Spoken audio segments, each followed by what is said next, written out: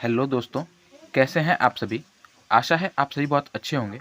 तो आज डे 13 है हमारे SSC JEE 90 days crash course का, जिसमें हम technical as well as non technical दोनों ही सब्जेक्ट्स को बहुत ही बेहतरीन तरीके से कंप्लीट करने वाले हैं इन 90 डेज़ में। और अगर मैं बात करूँ इस क्रैश कोर्स की, तो ये जो क्रैश कोर्स है वो टारगेटेड है एसएससी जेईई 2024 के लिए। लेकिन इसके साथ साथ अगर आप किसी अदर स्टेट जेईई एग्जाम्स की भी प्रिपरेशन कर रहे हैं तो आप उसके लिए भी इस क्रैश कोर्स को ज़रूर से फॉलो कर सकते हैं। ये आपके लिए भी बहुत फ्रूटफुल होगा, बहुत यूज़फुल होगा। तो आप मेक श्योर कीजिएगा कि आप चैनल को सब्सक्राइब करें, जिससे कि आप भी इस क्रैश कोर्स से जुड़ सकते हैं और अपने प्रिपरेशन को और बेहतर और बढ़िया बना सकते हैं और नेक्स्ट लेवल पे पहुंचा सकते हैं और अपने सिलेक्शन को गारंटीड कर सकते हैं। तो जैसा कि आपको पता है, इस समय जो है हम बीएमसी और आरसीसी इन दोनों ही सब्जेक्ट्स को पैरेलली लेके चल रहे हैं। और इस समय जो है कुछ कारणों की वजह से मैं जो हूँ इन दोनों क्या बोलते हैं सब्जेक्ट्स की वीडियो साथ में नहीं डाल पा रहा। तो थोड़ा सा मतलब कॉम्प्रोमाइज़ कर लीजिएगा, थोड़ा सा एडजस्ट कर लीजिएगा। जो ये चीज़ जो है जल्दी ही सॉल्व हो जाएगी और मैं जल्दी ही मतलब जब सब्जेक्ट्स पढ़ाऊँगा तो दोनों जो सब्जेक्ट्स हैं उनके पैरेलली क्लासेस चलाऊँगा। अभी जो है हो सकता है कि थोड़ा टाइम में इधर-उधर हो जाए, क्योंकि मुझे थोड़ा समय नहीं मिल रहा, तो मुझे उस पे थोड़ा काम करना पड़ेगा। और अगर बात करें फ़िलहाल की, तो फ़िलहाल जो है हम बीएमसी और आरसीसी इन सब्जेक्ट को एक साथ लेके चल रहे हैं। और ये दोनों ही सब्जेक्ट जो हैं वो बहुत अच्छा खासा वेटेज रखते हैं किसी भी एग्ज़ाम में, जेईई एग्ज़ाम में बहुत अच्छा खासा वेटेज रखते हैं। और तो आप मेक श्योर कीजिएगा कि आप जो है ये जो सब्जेक्ट्स हैं उन्हें स्किप मत कीजिएगा, उन्हें आप अच्छी तरह से पढ़ लीजिएगा। और अगर मैं बात करूँ तो मैंने जो है इन दोनों ही सब्जेक्ट्स के लिए जो कंटेंट आपको प्रोवाइड कर रहा हूँ, जो मैं चीज़ आपको दे रहा हूँ, वो बहुत वैल्यूएबल है, क्योंकि इसमें मैंने वो हर चीज़ डाली है जो जिसके लिए मुझे भटकना पड़ा था। तो आप मेक श्योर कीजिएगा कि आप इन सभी चीज़ों को फॉलो करें। और अगर बात करूँ पिछले वीडियोज़ की, तो पिछले वीडियोज़ में, क्योंकि इसमें हम आरसीसी पढ़ने वाले हैं, तो आरसीसी में अगर मैं पिछले वीडियोज़ की बात करूँ, तो आरसीसी में हमने जो है बहुत सारी चीज़ें कंप्लीट कर ली हैं। जैसे कि हमारा इंट्रोडक्शन हो गया, डब्ल्यूएसएम हो गया, एलएसएम हो गया, फिर शियर, फिर बॉन्ड एंड एंकरेज, उसके बाद आपका टॉर्जन। तो ये सब चीज़ें हमने कंप्लीट कर ली हैं। और इसके साथ अगर आज की बात करें, तो आज जो है हम बीम और स्लैब के बारे में पढ़ेंगे। बीम और स्लैब के बारे में पढ़ेंगे, जितने भी इससे इंपॉर्टेंट टॉपिक्स हैं, जितने भी इंपॉर्टेंट कॉन्सेप्ट्स हैं जो आपको पता होने चाहिए किसी भी जेईई एग्जाम्स के लिए, उन सभी चीज़ों को जो है हम इन वीडियो में कवर करेंगे। तो आप मेक श्योर कीजिएगा कि आप वीडियो में एंड तक बने रहें, ठीक है। तो चलिए वीडियो को शुरू करते हैं। तो सबसे पहले बीम और स्लैब में, क्योंकि हमने बहुत सारी चीज़ें जो हैं इसमें से बहुत सारी चीज़ें जो है मैंने आपको बहुत पहले ही बता दिया है। जैसे कि डब्ल्यूएसएम और एलएसएम में जो चीज़ें हमने डिज़ाइनिंग की थोड़ी बहुत पढ़ी थी, वो जो चीज़ें हैं वो सीधे-सीधे उठ के इसमें आ जाती हैं। तो इसलिए मैंने उसको जो है यहाँ पे रिपीट नहीं किया है, क्योंकि हमें जो है हमारे पास इतना ज़्यादा टाइम नहीं है। तो हमें मेक श्योर करना पड़ेगा कि हम जो है इफेक्टिव स्टडी करें। तो इसलिए जो है मैंने उन सब चीज़ों को यहाँ पे ऐड नहीं किया है। इस अगर वीडियो में मैं बात करूँ, तो बेसिकली इसमें जो है मैक्सिमम जो है कोडल प्रोविजंस हैं, जो कि IS 456 के द्वारा जो है रिकमेंडेड की गई हैं। और वही जो है चीज़ें जो है ज़्यादातर पूछी जाती भी हैं। तो इसलिए आप इसमें जो चीज़ें हैं वो ये वही चीज़ें हैं। तो आप मेक श्योर कीजिएगा कि आप वीडियो में एंड तक बने रहें। तो सबसे पहले बात हो रही है क्या, कि a beam is said to be deep if L by D is less than 2 for simply supported beam, and if L by D is smaller than 2.5 for continuous beam. यानी कि कोई बीम है तो हम कब कहेंगे, किस केस में कहेंगे कि वो जो बीम है वो डीप बीम है, ठीक है। यानी कि कब हम कहेंगे कि कोई बीम जो है वो डीप बीम है। अगर उसकी बात करें, तो अगर जो है स्पैन और डेप्थ, ये डेप्थ जो है टोटल डेप्थ है, इफेक्टिव डेप्थ नहीं है, टोटल डेप्थ है। तो अगर स्पैन और टोटल डेप्थ का जो रेशियो है वो 2 से कम है, ठीक है, लेस देन 2 है, तब और किसके लिए, अगर और सिंपली सपोर्टेड बीम है, ठीक है, और सिंपली सपोर्टेड बीम है, तो हम क्या कहेंगे, अगर किसी सिंपली सपोर्टेड बीम में L/2 यानी स्पैन बाय टोटल डेप्थ का जो रेशियो है वो 2 से कम है, तो हम कहेंगे कि हाँ वो बीम जो है डीप बीम है, ठीक है। और अगर अगर कंटिन्यूअस बीम है तो ये जो वैल्यू है वो कहाँ तक चली जाती है, 2.5 तक चली जाती है। यानी कि कंटिन्यूअस बीम के लिए अगर आपका L/D का जो रेशियो है वो लेस देन है 2.5 से, तब हम कहेंगे कि हाँ ये जो बीम है हमारा डीप बीम है। इसके बाद हम बात करते हैं अगले पॉइंट की। The beam provided to exterior walls at each floor to support the wall load is called spandrel beam. यानी कि मतलब ये क्वेश्चन बहुत बार पूछा जाता है, बहुत बार आता है कि जो बीम्स जो हैं जो बीम्स जो हैं हमारे फ्लोर लेवल पे प्रोवाइड की जाते हैं, प्रोवाइड की जाती हैं, उन्हें हम क्या कहते हैं, तो उन्हें हम स्पैंड्रल बीम कहते हैं। ये हर बार पूछा, मतलब हर बार क्या, बहुत सारे एग्जाम्स में हर साल पूछा जाता है, तो आप भी इस पॉइंट को याद रखें। स्पैंड्रल बीम जो कि कहाँ पे दी जाती हैं, जो कि फ्लोर लेवल पे दी जाती हैं। किसके लिए, कहाँ दी जाती हैं, तो एक्सटीरियर वॉल्स में फ्लोर लेवल पे दी जाती हैं। और किसके लिए दी जाती हैं, तो ये जो है सपोर्ट करने के लिए दी जाती हैं वॉल लोड्स को, ठीक है। इसके बाद है हमारा इफेक्टिव स्पैन, बहुत इंपॉर्टेंट टॉपिक है, बहुत इंपॉर्टेंट चीज़ है, और इसे आपको याद रखना ही रखना है, क्योंकि इससे रिलेटेड क्वेश्चंस आते हैं हर साल, हर क्वेश्चन, हर एग्जाम में। तो बहुत इंपॉर्टेंट टॉपिक है, थोड़ा सा ध्यान से सुनिएगा। और मैं तो कहूँगा कि आप कहीं ना कहीं एक छोटा सा डायरी या नोट्स लेके बैठिएगा, और कहीं कहीं रफली ही इन चीज़ों को नोट करते चलिएगा, जिससे कि ये जो चीज़ें हैं कहीं ना कहीं आपके सबकॉन्शियस माइंड में बैठ जाएँ। और जब आप इनकी नोट्स बनाएंगे, जब आप इनको फिर से अच्छी तरह से पढ़ेंगे, तो वो जो है परमानेंटली आपको याद हो जाएंगे। तो अगर हम बात करते हैं सिंपली सपोर्टेड बीम की, सिंपली सपोर्टेड बीम या फिर स्लैब की, तो उसके लिए, सिंपली सपोर्टेड बीम के लिए जो आपका इफेक्टिव स्पैन होगा वो कितना होगा, तो वो होगा L/W या फिर L/D। अगर मान लीजिए ये आपका कोई बीम है या स्पैन है, उसका क्रॉस सेक्शन तो ऐसा ही होने वाला है। तो ये जो है क्लियर स्पैन, इसे हम क्लियर स्पैन कहते हैं। जो हमें दिख रहा है ना, फ्रॉम मतलब फेस टू फेस, ठीक है, सपोर्ट के फेस टू फेस का जो आपका स्पैन है उसे हम क्लियर स्पैन कहते हैं, जिसे हम L0 से यहाँ पे रिप्रेजेंट कर रहे हैं। और यहाँ पे अगर हम बात करें विड्थ ऑफ सपोर्ट की, तो वो आपका W है। और अगर हम बात करें इफेक्टिव डेप्थ ऑफ बीम या फिर स्लैब की, तो वो आपका D है। तो यहाँ पे जो आपका सिंपली सपोर्टेड बीम का जो आपका इफेक्टिव स्पैन होगा ना, वो कितना होगा, या तो आपका L0 प्लस W होगा, या तो आपका L0 प्लस D होगा।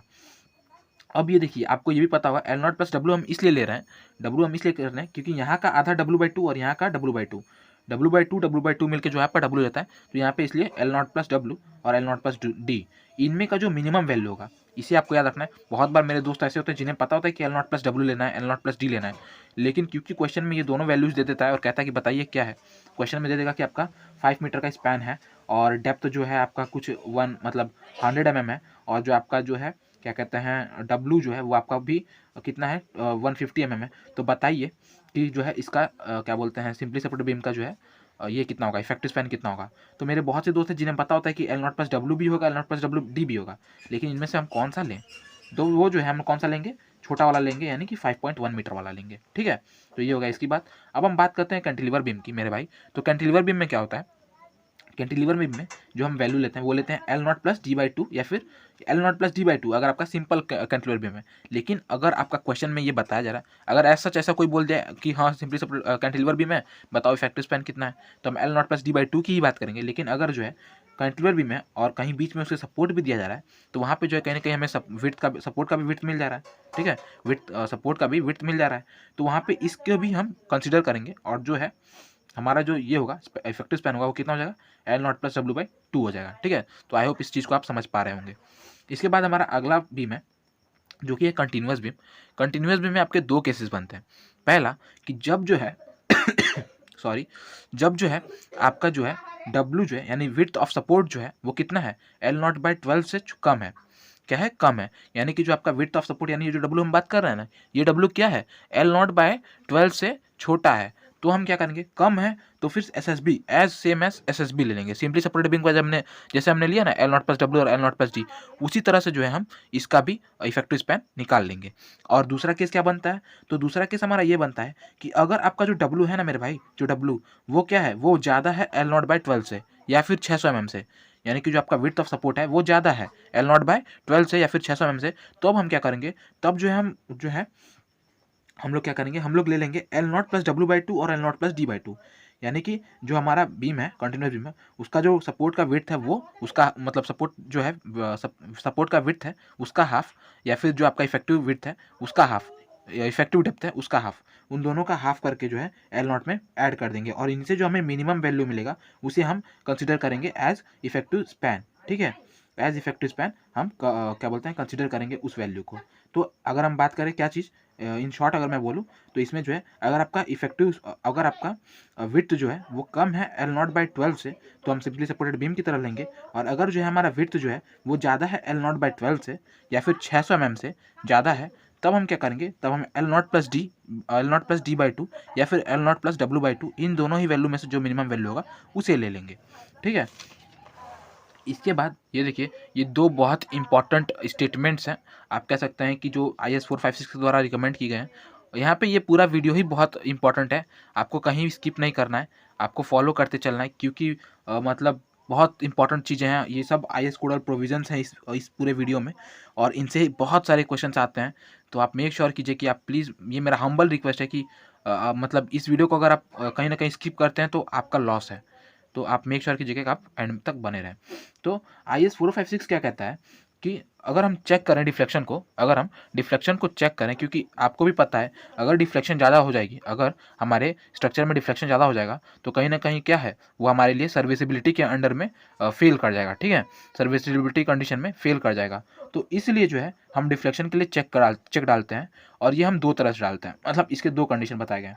तो पहला, maximum final deflection, maximum final deflection maximum final deflection should not be more than span by 250 due to all loads including the effect of temperature creep and shrinkage measured from the cast level of the supports of floor roof and all other horizontal members। यानी कि अगर आप final deflection की बात कर रहे हैं, maximum final deflection जो कि क्या हो, जो कि सभी लोड्स की वजह से आ रहा हो हमारे स्ट्रक्चर पे, और इन लोड्स के साथ क्या क्या इफेक्ट, किसके किसके इफेक्ट अगर हम कंसीडर कर रहे हैं, तो हमारे टेम्परेचर के इफेक्ट, क्रीप के इफेक्ट, श्रिंकेज, इन सभी को हम कंसीडर करते हुए अगर हम बात करें, तो इन सभी की वजह से और लोड की वजह से जो हमारा डिफ्लेक्शन आ रहा है क्या बोलते हैं स्ट्रक्चर में, और हम कहाँ से इसको मेजर कर रहे हैं, तो measured from the cast level. ठीक है, यानी कि अगर हम किसी स्ट्रक्चर के कास्ट लेवल से ये मेजर करें कि उस पर लगने वाले लोड के साथ साथ टेम्परेचर, क्रीप, श्रिंकेज, इन सब के इफेक्ट को भी अगर कंसीडर करते हुए हम लेके चलें, तो जो मैक्सिमम फाइनल डिफ्लेक्शन हमारे स्ट्रक्चर में आना चाहिए वो कितना होना चाहिए, स्पैन बाय 250। ठीक है, स्पैन बाय 250। और आप इसे ऐसे याद रख सकते हैं कि मेरे भाई फाइनल डिफ्लेक्शन है, मैंने भी ऐसे याद रखा है, फाइनल डिफ्लेक्शन है तो फाइनल डिफ्लेक्शन है तो ऑब्वियस सी बात है, फाइनल डिफ्लेक्शन है तो मतलब अब मतलब ये जो है एट द एंड का डिफ्लेक्शन है, फाइनल डिफ्लेक्शन है मतलब एट एंड डिफ्लेक्शन है, इससे ज़्यादा डिफ्लेक्शन नहीं होगा। तो इससे ज़्यादा रिफ्लेक्शन नहीं होगा, तो ये जो हमारा मैक्सिमम वैल्यू होना चाहिए। ठीक है, मैक्सिमम वैल्यू होना चाहिए, और मैक्सिमम वैल्यू के लिए हमारा जो डिनोमिनेटर है वो क्या होना चाहिए, छोटा होना चाहिए, तो स्पैन बाय 250। और वही अगर हम अगले कंडीशन, क्योंकि ऑब्वियस सी बात है दो कंडीशन है, तो आप जो है ये हो जाएंगे, क्या हो जाएंगे, कंफ्यूज हो जाएंगे, तो इसलिए मैंने यहाँ पे ऐसा बनाया। और अगर हम दूसरे कंडीशन की बात करें तो वो भी maximum deflection should not more than span by 350 और 20 mm including the effect of temperature, creep and shrinkage occurring after erection of partition and the application of finishes. तो क्योंकि यहाँ पे मैक्सिमम डिफ्लेक्शन की बात की जा रही है, जो कि जो है स्पैन बाय 350 या फिर 20 mm से ज़्यादा नहीं होना चाहिए, अगर आप टेम्परेचर, क्रीप या फिर श्रिंकेज के इफेक्ट को कंसीडर करते हैं, कब, after erection of partition and after application of finishes. तो क्योंकि ये सिर्फ डिफ्लेक्शन की बात की जा रही है, इसलिए यहाँ पे हम यहाँ पे क्या कर रहे हैं, क्योंकि सिर्फ डिफ्लेक्शन की बात की जा रही है, तो ये जो वैल्यू होगी कहीं ना कहीं फाइनल डिफ्लेक्शन से क्या होनी चाहिए, छोटी होनी चाहिए। आप लॉजिक लगा सकते हैं छोटा सा, तो ये कहीं ना कहीं छोटी होनी चाहिए, इसलिए हम यहाँ पे क्या करेंगे, डिनोमीटर को बड़ा कर देंगे, स्पैन बाय 350 कर लेंगे। ठीक है, स्पैन 350 स्पैन बाय 350 या फिर 20 mm। तो ये जो है कंडीशंस हैं, दो कंडीशंस हैं जो दिए गए हैं हमारे आईएस 456 के द्वारा, जो आपको बहुत अच्छे तरीके से याद रखनी है। इसके बाद हम बात करते हैं स्पैन डेप्थ रेशियो की। ठीक है, स्पैन डेप्थ रेशियो की बहुत इंपॉर्टेंट पॉइंट है, बहुत इंपॉर्टेंट टॉपिक है, हर एग्जाम में पूछा जाता है पूरा, जैसा कि मैंने बताया सब कुछ इंपॉर्टेंट है इसमें। तो अगर आपका जो स्पैन है किसी भी बीम का, अगर जो आपका बीम का स्पैन है वो क्या है, 10 मीटर से क्या है, कम है, क्या है, 10 मीटर से कम है, तब जो है आप स्पैन डेप्थ रेशियो कितना लेंगे वो उसकी बात करें, तो कैंटिलीवर बीम के लिए जो हम स्पैन डेप्थ का रेशियो लेंगे ना, वो छोटा होना चाहिए 7 से। अगर इससे ज़्यादा होगा तो कहीं ना कहीं उसमें डिफ्लेक्शन ज़्यादा आ जाएगा। तो कैंटिलीवर बीम के लिए 7, और सिंपली सपोर्टेड बीम के लिए अगर हम बात करें तो 20, और कॉन्टिन्यूस बीम के लिए बात करें तो 26, यानी 7, 20, 26, कितना, 7, 20, 26, 7 कैंटिलीवर के लिए, 20 एसएसबी के लिए, और 26 जो है कंटिन्यूस बीम के लिए। ठीक है, और कब तक ये वैलिड रहेगा, ये कंडीशन कब तक वैलिड रहेगा, तो ये कंडीशन तब तक वैलिड रहेगा जब तक जो आपका स्पैन है वो क्या है, 10 मीटर से छोटा है। और अगर आपका 10 मीटर से, इन केस अगर आपका जो स्पैन है वो 10 मीटर से बड़ा हो जाता है, तब आप क्या करेंगे, तब जो है आप क्या करेंगे, आप जो ये जो आपका हमने ये जो रेशियो लिया ना, इस रेशियो में हम एक फैक्टर का मल्टीप्लिकेशन करेंगे जो कि क्या है, 10 बाई स्पैन है। ठीक है, यानी कि अब जो है हमारा कैंटिलीवर के लिए हम बात करें तो जो हमारा स्पैन डेप्थ रेशियो होगा वो छोटा होना चाहिए, किससे, 7 इंटू 10 बाई स्पैन से, इंटू 10 बाई स्पैन से। ये जो स्पैन है वो हम मीटर में लेंगे, यहाँ पे जो स्पैन है वो मीटर में लेंगे। ऑब्वियस बात है स्पैन बाय डेप्थ रेशियो में हम यहाँ पे सब कुछ mm में ले रहे हैं, लेकिन यहाँ पे जो है हम 10 बाई स्पैन लेंगे, स्पैन जो है आपका मीटर में होगा। ठीक है, तो हम इस फैक्टर के मल्टीप्लिकेशन का इस फैक्टर को मल्टीप्लाई करके जो है हम जो है अगर आपका स्ट्रक्चर का जो स्पैन है वो 10 मीटर से ज़्यादा है तो हम उसका भी जो है span depth ratio find out कर सकते हैं। ठीक है, तो आप जैसे देख सकते हैं सिंपली सपोर्टेड बीम के लिए जो है 20 × 10 बाय स्पैन, अगर हम कंटिन्यूस बीम की बात करें तो span by depth ratio should be less than 26 × 10 by span. तो ये बात हो गई हमारी स्पैन डेप्थ रेशियो की।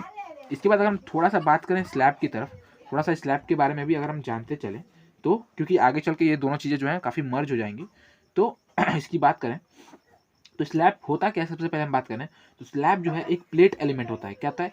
प्लेट एलिमेंट होता है, यानी कि थोड़ा सा प्लेट जैसा दिखता है ना, चपटा होता है, तो चपटा कौन सा चीज़ होता है? प्लेट होता है।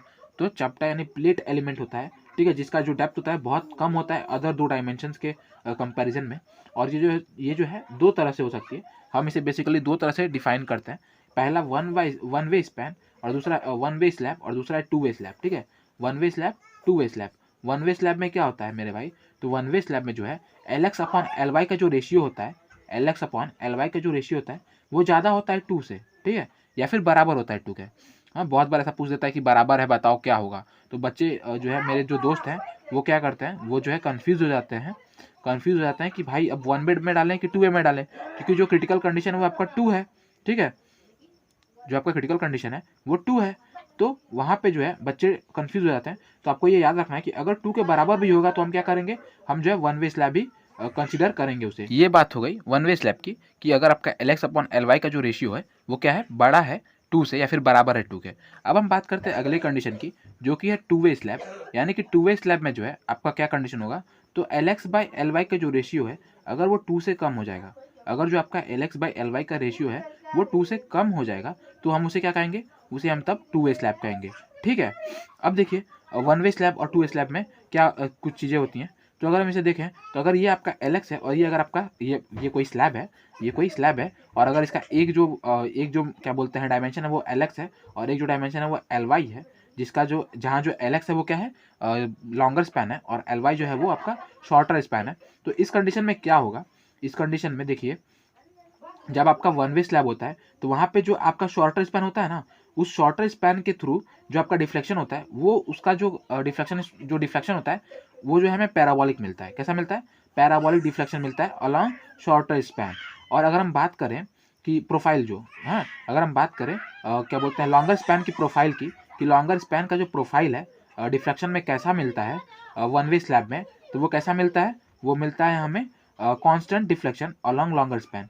यानी कि यहाँ पे अगर हम देखें तो यहाँ पे जो आपका लॉन्गर स्पैन है, लॉन्गर डायमेंशन है, उसके क्या बोलते हैं अलॉन्ग जो आपका डिफ्लेक्शन का प्रोफाइल मिलता है वो कैसा मिलता है, कांस्टेंट मिलता है। ठीक है, उसके बाद अगर हम बात करें शॉर्टर स्पैन की तो हमने बात कर ली पैराबोलिक मिलता है।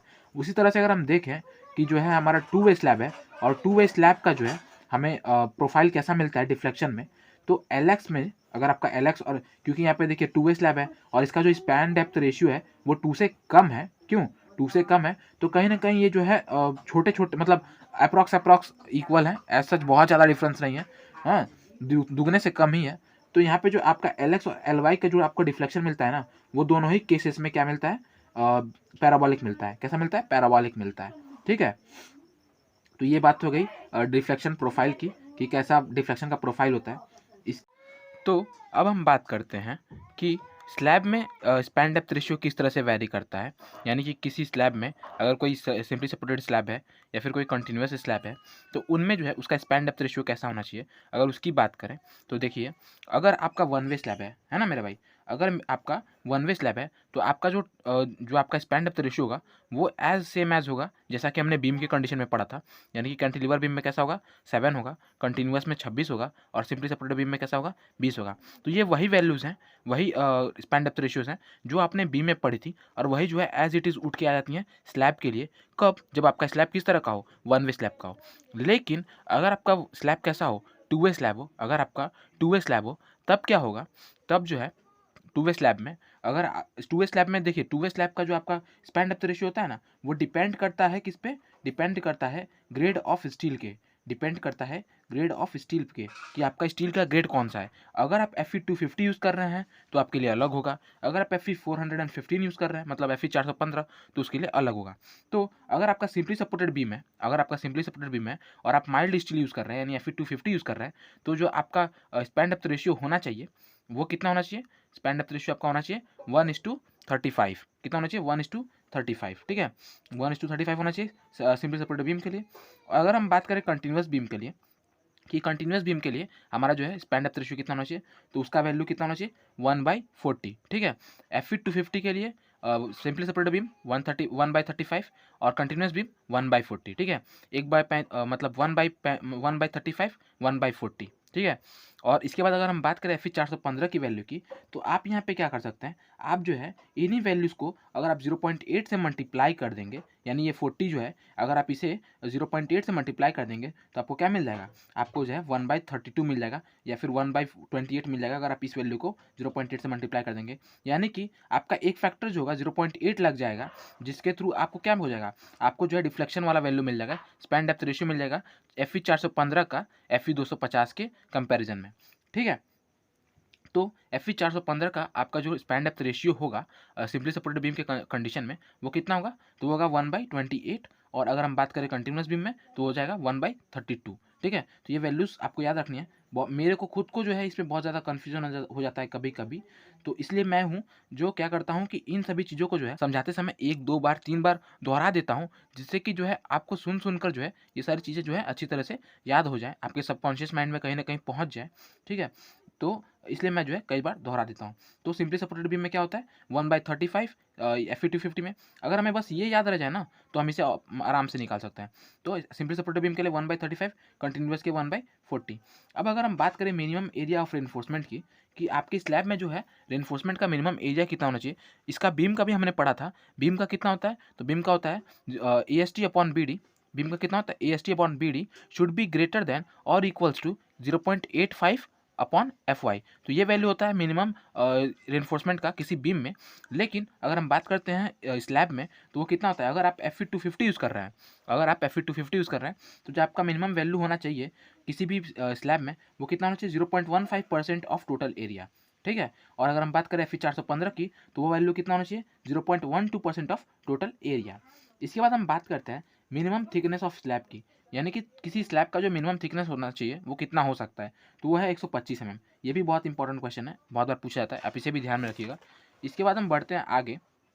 हाँ, आगे अगर हम बढ़ते हैं तो आगे का जो अगला पॉइंट है वो ये है कि जो आपका मैक्सिमम डाया होता है मेन बार का, यानी कि जो आपका मेन बार होता है उसका मैक्सिमम डाया हम कितना रख सकते हैं, तो वो रख सकते हैं हम T/8 या मतलब T/8 से ज़्यादा नहीं होना चाहिए, T/8 से कम होना चाहिए, या फिर इससे बड़ा इसके मतलब इससे छोटा नहीं होना चाहिए। तो जो मैक्सिमम डाया हो सकता है आपका मेन बार का वो कितना होना चाहिए T/8 से छोटा होना चाहिए, ठीक है, should not be greater than T/8। अगर हम बात करें मिनिमम डाई की, ये तो बात हो गया मैक्सिमम डाई की, मैक्सिमम डाई आपका T/8, और अगर मिनिमम डाई की बात करें तो वो है अगर आप Fe250 यूज़ कर रहे हैं तो 10 mm, अगर आप Fe415 यूज़ कर रहे हैं तो आपका 8 mm, ठीक है। Fe250 10 mm, Fe415 या फिर HYSD बार के लिए 8 mm। तो आप इसे भी ज़रूर से याद रखिएगा, ठीक है।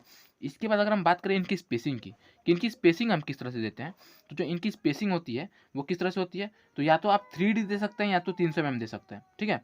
या तो आप 3D यानी 3 इंटू इफेक्टिव डेप्थ या फिर 300 mm, इन दोनों में से जो आपका सबसे मिनिमम वैल्यू होगा, जो आपका लेसर वैल्यू होगा, उतना ही हम क्या करेंगे स्पेसिंग प्रोवाइड करेंगे किसमें, मेन बार में, ठीक है। और अगर हम बात करें डिस्ट्रीब्यूटरी बार की, अब देखिए मेन बार क्या होता है, डिस्ट्रीब्यूटरी बार क्या होता है, आपको मतलब डाउट हो सकता है। तो ये देखिए जो आपका मेन बार होता है ना वो लोड ट्रांसफर करने के लिए होता है, ठीक है। और जो आपका डिस्ट्रीब्यूटरी बार होता है ना वो जो है थर्मल स्ट्रेसेस, श्रिंकेज, इन सब चीज़ों को जो है होल एरिया पे पूरे क्या बोलते हैं स्लैब में जो है अच्छे तरह से डिस्ट्रीब्यूट करने के लिए हम डिस्ट्रीब्यूटरी बार यूज़ करते हैं, ठीक है। तो ये दोनों की मतलब इन दोनों की डिफ्रेंशिएशन हो गई। अगर हम बात करें आगे तो जो आपका मिनिमम डाया होगा डिस्ट्रीब्यूटरी बार की तो वो कितना हो जाएगा, वो हो जाएगा 6 mm, ठीक है। किसी भी कंडीशन में 6 mm से कम नहीं होना चाहिए, ठीक है। और ज़्यादा कितने से नहीं होना चाहिए, मतलब ज़्यादा कब यहाँ पे कोई बात नहीं बताया गया है, लेकिन छोटे मतलब मिनिमम का बताया गया है 6 mm। और अगर मेन बार की बात करें तो वो जो है किसी भी हाल में ज़्यादा नहीं होना चाहिए किससे, T/8 से, और छोटा नहीं होना चाहिए किससे, क्या बोलते हैं 8 mm से, ठीक है। 8 mm से किसी भी हाल में छोटा नहीं होना चाहिए, ठीक है। अगर हम 415 के लिए यूज़ कर रहे हैं तो अगर Fe250 की हम बात करेंगे तो 10 mm हो जाएगा। इसके बाद अगर हम आगे बढ़ते हैं तो आगे हम पढ़ेंगे क्या कि जो आपका डिस्ट्रीब्यूशन बार होता है ना, distribution bar are provided at 90 degree to the main bar and distribution bar are placed above main bar in case of one way to ensure higher defective depth. यानी कि जो आपका डिस्ट्रीब्यूशन बार होता है, वो जो डिस्ट्रीब्यूशन बार होता है वो जो है मेन बार के 90 डिग्री पे हम रख के ये रखते हैं, मतलब 90 डिग्री पे प्रोवाइड करते हैं। और ये जो है वो क्या करते हैं, हम मेन बार के हमेशा ऊपर रखते हैं, जिससे कि जो है हम जो है और अच्छा मतलब ज़्यादा इफेक्टिव डेप्थ जो है कवर कर सकें। ठीक है, ज़्यादा इफेक्टिव डेप्थ हम दे सकें स्लैब की, जिससे कि जो है हमारी स्ट्रेंथ जो है अच्छी बनी रहेगी। ठीक है, उसके बाद हम बात करते हैं स्लेंडरनेस लिमिट की। ठीक है, slenderness limit to ensure lateral stability, slenderness limit to ensure lateral stability. तो क्या होगा वो होगा for simply supported beam and continuous beam. अगर आपका सिंपली सपोर्टेड बीम है या फिर कंटिन्यूस बीम है तो उस केस में आप कितना लेटरल स्टेबिलिटी दे सकते हैं, मतलब आप लेटरली कितना डिस्टेंस रख सकते हैं किसी भी सपोर्ट से। तो उसकी अगर हम बात करें तो वो जो एल है आपका, मतलब जो डिस्टेंस है वो क्या होना चाहिए, वो आपका कम होना चाहिए किससे, या तो 250 बी स्क्वायर अपॉन डी से या फिर 60 बी से। इन दोनों से ही कम होना चाहिए, इनसे छोटा नहीं होना चाहिए। ठीक है, और इनमें भी अगर हम बात करें, क्योंकि यहाँ पे भी दो वैल्यू दी गई है, 250 b square by d, 250 b square by d या फिर 60 बी, इन दोनों वैल्यू में से जो आपका मिनिमम वैल्यू होगा, उसको हम प्रोवाइड करेंगे। क्या बोलते हैं इस केस में, यानी कि लैटरल स्टेबिलिटी उतना ही देंगे, उतने डिस्टेंस का देंगे। ठीक है, अगर हम बात करिए तो बात हो गई सिंपली सपोर्टेड बीम की और कंटिन्यूस बीम की। ठीक है, अगर मान लीजिए कि आपका जो है कोई जो है बीम इस तरह से बाहर निकला गया है किसी सपोर्ट से कितना हम बाहर निकाल सकते हैं, इसे छोड़ सकते हैं, लेटरल स्टेबिलिटी मतलब लेटरल स्टेबिलिटी हम गेन कर सकते हैं। तो देखिए ये जो एल का डिस्टेंस है L1, वो जो है किसी भी हालत में जो है 200, अगर ये बीम कैसा है सिंपली सपोर्टेड है, तब ठीक है, तो आपका कितना होगा 250 बी स्क्वायर बाई डी या फिर 60 बी। ठीक है, ये वैल्यू हो जाएगा। और अगर वही जो है आपका बीम कैसा है, कैंटिलीवर बीम है, कैंटिलीवर बीम है, तब आप कितना देंगे, तो एल जो है आपका वो ज़्यादा नहीं होना चाहिए, फिर छोटा होने से किससे, 100 बी स्क्वायर बाई डी या फिर 25 बी। ठीक है, या फिर 25 बी, यानी 100 बी स्क्वायर बाई डी या फिर 25 बी, इन दोनों से क्या होना चाहिए, छोटा होना चाहिए। ठीक है, और इनमें से जो मिनिमम होगा उसे हम कंसिडर करेंगे। ठीक है, ये बात हो गई इन सब कोड प्रोविजन की। इसके बाद हम क्या देखते हैं, इसके बाद हम देखते हैं डिजाइनिंग ऑफ स्लैब। क्योंकि बीम का तो हमने पढ़ रखा है WSM LSM में, लेकिन हम बात करें अगर स्लैब की, तो स्लैब में जो है हम क्या करते हैं, वन वे स्लैब जो होता है ना, उसे हम एज अ बीम ही डिज़ाइन करते हैं, उसमें एज सच कोई स्पेशल चीज़ नहीं होता है। लेकिन अगर हम बात करें 2 वे स्लैब की, तो 2 वे स्लैब में कुछ कंडीशंस बनती हैं जिनको जो है हम अलग अलग मेथड के थ्रू सॉल्व कर सकते हैं। तो वो यहाँ पे बताया गया है, अगर आपके 4 एजेस यानी 4 edges with corners not held down and carrying UDL, मतलब आपके 4 एजेस हैं और जो आपके कॉर्नर्स हैं वो हेल्ड डाउन नहीं है, मतलब कि क्या, आपके जो कॉर्नर्स हैं वो मतलब क्या बोलते हैं, एक तरह से आप कह सकते हैं कि एकदम फिक्स्ड नहीं है। ठीक है, कॉर्नर्स आपको, वो जो कॉर्नर्स हैं आपके फ्री हैं, हेल्ड डाउन नहीं है, नीचे की तरफ नहीं दबाए गए हैं, तो आप उस कंडीशन में आप किसका यूज़ कर सकते हैं, आप यूज़ कर सकते हैं रैंकाइन ग्राशॉफ मेथड का। किसका, रैंकाइन ग्राशॉफ मेथड का।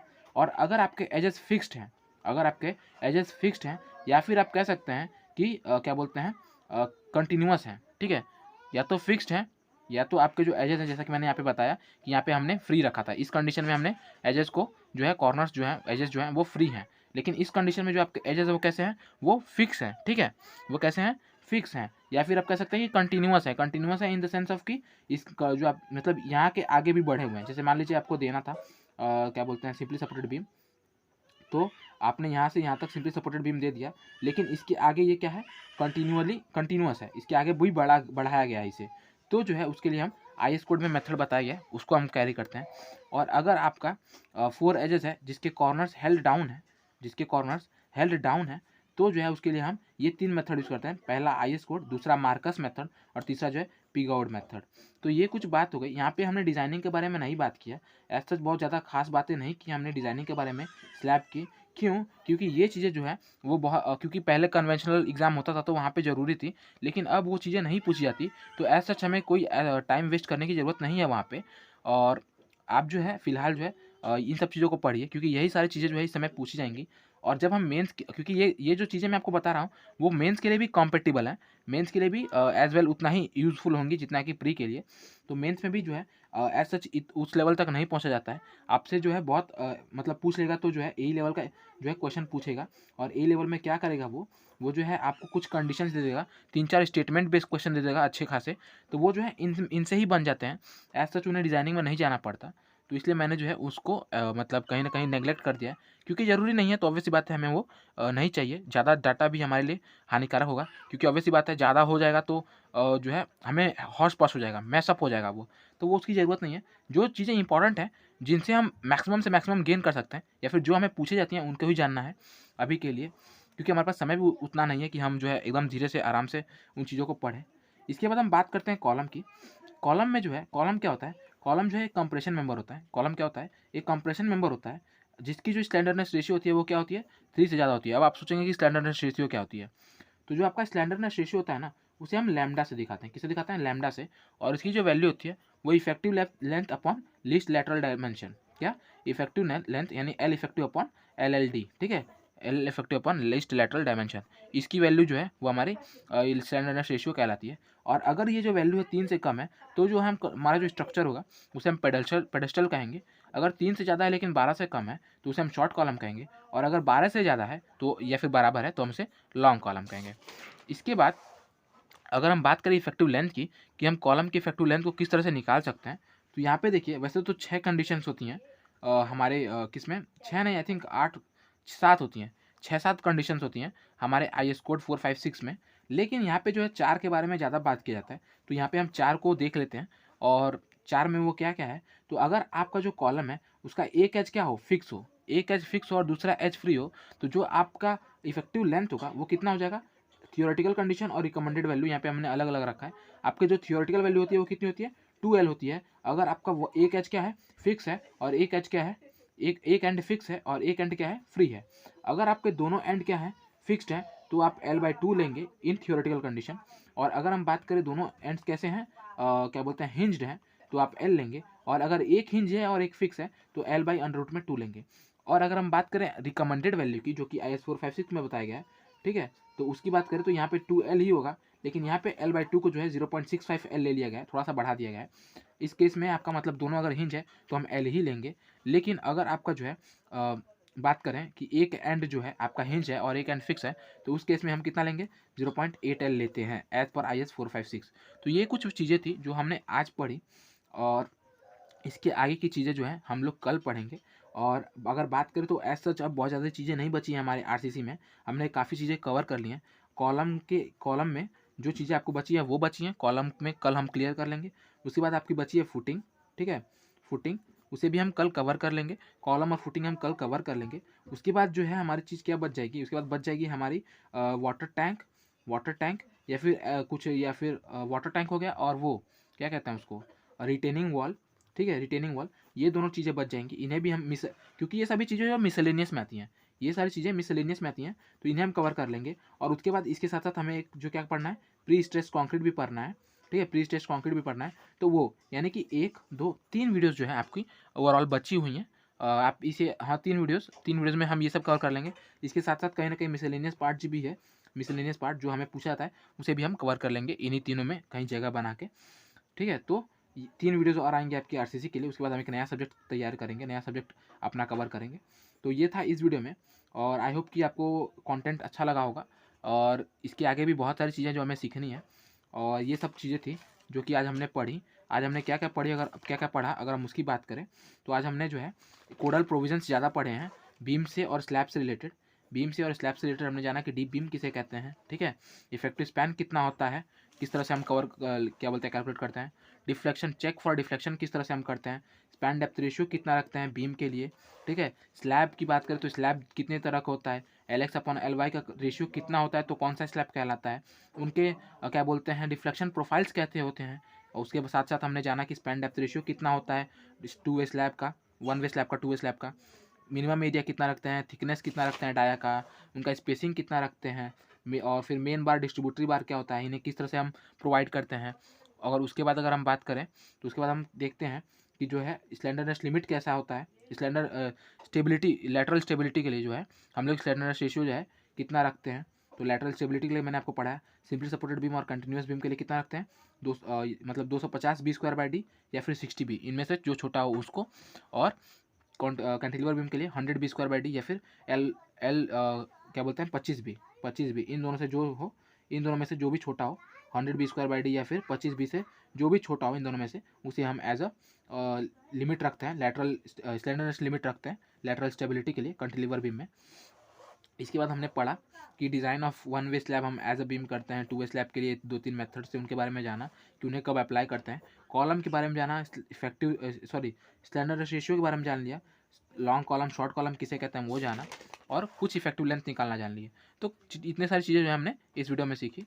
और क्या बोलते हैं, इसके बाद जो है आपकी हम आगे के जो सब्जेक्ट्स हैं आप बता सकते हैं कि सजेस्ट कर सकते हैं कि आगे हमें और कौन सा सब्जेक्ट स्टार्ट करना चाहिए। और इसके साथ ही साथ आप जो है PDF और नोट्स के लिए जो है हमारे टेलीग्राम चैनल से जुड़ सकते हैं, जो कि मैंने डिस्क्रिप्शन में लिंक दे रखा है।